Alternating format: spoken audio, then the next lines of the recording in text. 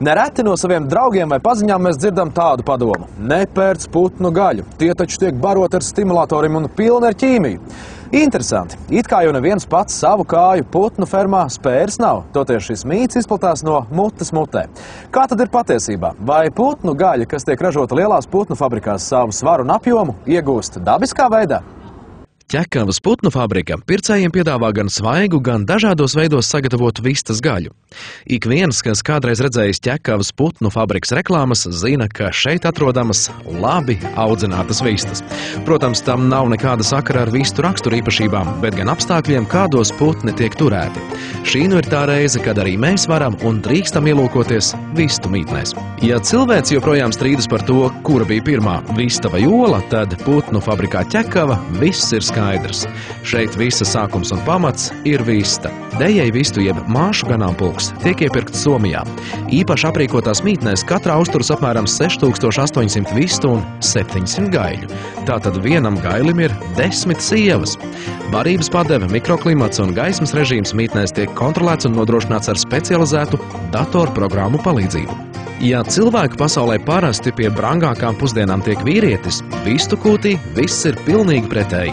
Vistas ražo olas, no kurām jāizšķiļas cāļiem, tāpēc tās saņem kaloriju ziņā pilnvērtīgāku barību nekā gaļi. Dienā viena vista var izdēt tikai vienu olu. Parasti ražīgākajā periodā 85% vistu izdēja pa olai dienā. Putnu mītnē ir svarīgi nodrošināt tādus apstākļus, lai putni justos komfortabli. Barībai, ūdenim, ligzdām un īpaši atvēlētai vietai mīlas rotaļām, tam visam ir jābūt ērti pieejamam, lai vistas dētu apaugļot olas, jo pretējā gadījumā no tām neizšķilsies cāļi. Vistas netiek turētas būros, jo tas varētu ietekmēt viņu labsajūtu un līdz ar to dēšanu. Mītnes vidū izveidots tāds kā tunelis. Tās ir putnu ligzdas, kuras izklātas ar mīkstāku segumu un norobežotas no pārējās putnu sadzīves telpas ar aizkariņiem.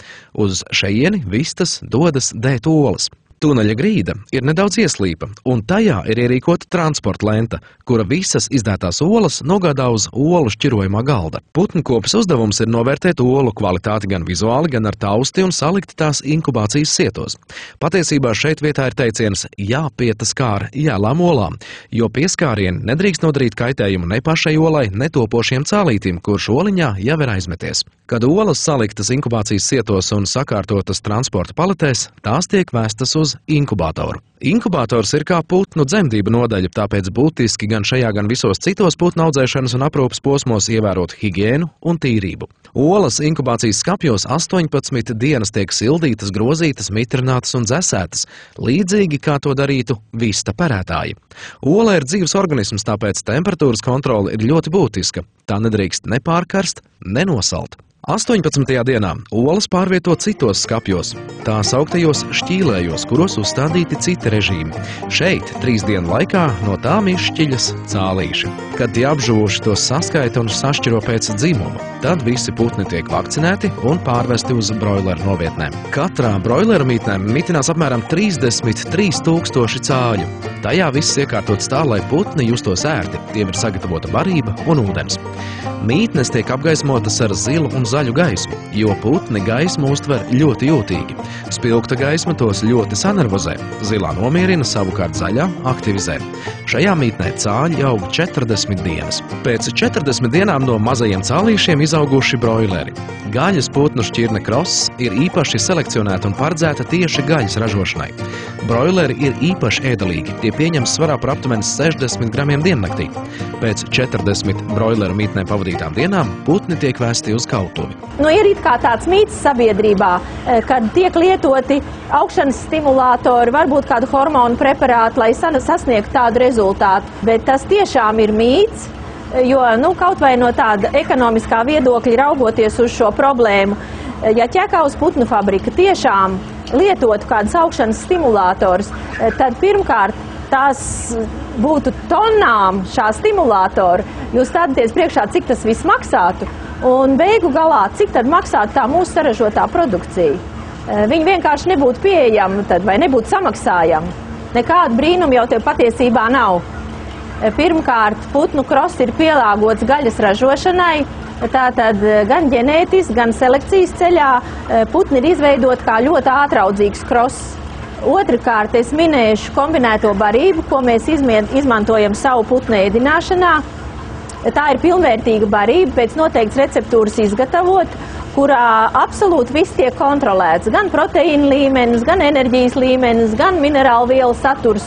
Pilnīgi viss, lai putns varētu šajās 40 dienās sasniegt noteikti dzīvu masu. Pēc putnu kaušanas cāļi tiek automātiski mazgāti, tīrīti ar vakumu, atdzesēti un padoti pa līniju uz sadali. Neviens no ražošanas posmiem nebūtu iedomājams bez uzticīgiem darbiniekiem. Путной фабрике Кека работает сегодня 660 человек. Это огромная команда. И каждый человек в этом команде имеет свою роль. Это самый важный момент. Это люди. И они часто определяют качество, конечно, и количество, что мы производим. Так что команда – это один из самых важнейших моментов. Bet tagad neliels ieskats, kā top viens no uzņēmuma produktiem – pusspārni lieliskie, kurus sāk ražot tikai pirms 3 gadiem, un tie tik īsā laikā kļuva par patērētāju iecienītu produktu, par ko liecina arī godalga gada prece 2008. Pēc atdalīšanas pusspārnos ar smalkām adatiņām inicē garšvielu sālījumu iekšpusē, lai gaļa iegūtu vienmērīgu garšu. Lai produkta pagatavošanu uz grilu vai pānus padarītu vienkārši un ērtu, pusspārnus no ārpuses rūpīgi samais ar garšvielu eļļu mērci, kas piedod pusspārniem to neatkārtojamo garšu. Gatavos pusfabrikātus fasē termoformēšanas iekārtā. Gatavajai produkcijai pirms došanās pie pircējiem tiek veiktas kvalitātes analīzes laboratorijā. Kā noteikt, vai tirdzniecības vietā pieejamā putnu gaļa ir svaiga? Nekādā ziņā nedrīkst būt ar izmainītu krāsu. Ja viņam jau ir kaut kādas maciņa klāt, tad tas jau ir pavisam traki, tad tas produkts ir kaut kur pavisam atradies nepiemērotos apstākļos un nepiemērotā temperatūrā. Es nezinu, vai atļauj aptaustīt, to produktu, parasti jau veikalā to neļauj darīt, bet tad ir arī tāda jau produkts kļūst tāds lipīgs, viņam jau vairs nav tāda normāls izskats, kā mēs uztveram produktu. Ja tas ir iepakots produkts, tad jau ir daudz vienkāršāk, tad mēs vienkārši paļaujamies uz ražotāju, mēs izvēlamies iepakojumu, paskatāmies, kas ir rakstīts uz marķējumu, gan par derīgumu laiku, gan arī par glabāšanas temperatūrām. Protams, ir jāpievērš uzmanība tam, lai iepakojums būtu pilnīgi vesels un nebūtu nekādu redzamu bojājumu.